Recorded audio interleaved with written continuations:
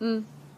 Have you ever been to Aksum? What is Aksum? It's a African kingdom in which Ethiopia and Eritrea that reached the height of its power in the 4th century. Aksum's politics control extended to regions beyond the modern borders of Ethiopia and Eritrea. Large areas of southern Arabia were ruled at Aksum at intervals between the 3rd and the 6th century AD. It was a hierarchy. Leaders were Xerxes, GGRT, all capitalized, DBH, Tekamambra, DTWNS, Imbas, Afaz, Wazaba, Usima, Inzana, all capitalized,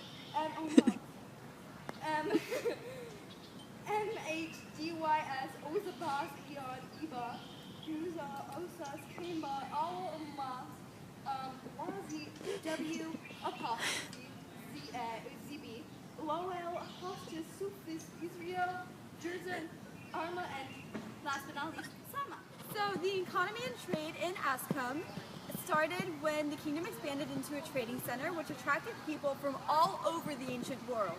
The port city of Adulis was particularly cosmopolitan.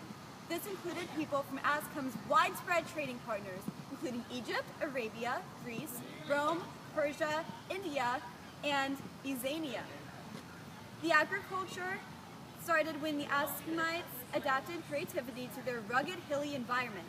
They created a new method of agriculture called terrace farming, which is step-like bridges constructed on mountain slopes, which help the soil retain water and prevent it as being washed downhill in heavy rains. They also dug canals to channel water from mountain streams into the fields, and they also built dams and cisterns or holding tanks to store water. Wow!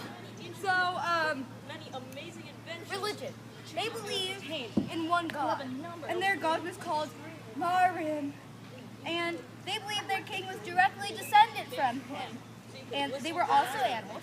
Yes. They worshipped and the spirits of nature and honored their dead ancestors. They offered sacrifices to worship spirits to Marim, and often to the Greek god of the war, Ares. Dylan! Okay. Also exchanged ideas such as Christianity, which was based on the beliefs of Jesus. Let's talk about society. Kings were at the top, then nobles and the rest of the population. Women were allowed to hold power, and some were military commanders. Who on real life, y'all? They were discriminated. They cooked and they grew crops, not crops.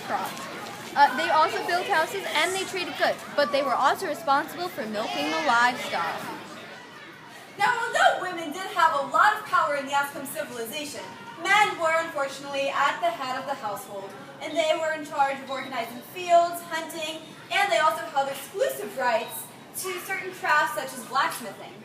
The men ruled as kings. They tanned leather, worked metals, cleared lands, and were possessors of certain silks. The sex of the person performing the gender role could have some flexibility, though. Slaves were captured and contributed to much of the physical labor that went into their architecture. Oh, hello. I didn't see you there. But as we're in the technology room, let's talk about some technology. Aksum was the only ancient civilization in Africa to have a language. It was also the first state south of the Sahara to mint its own coins. Oh, I gotta get back to my emails. Oh. Now let's talk about some architecture, shall we?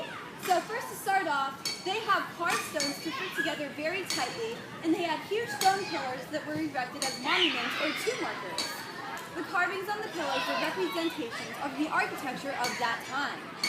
Also, Stelling was built to celebrate Aksum's great achievements. They also had false doors, timber, and wooden beams. The tallest I was about 100 feet tall. That's exactly 95 feet over me. And it was among the largest structures in the ancient world. It was also made in chromatic. If you have any questions, just ask them.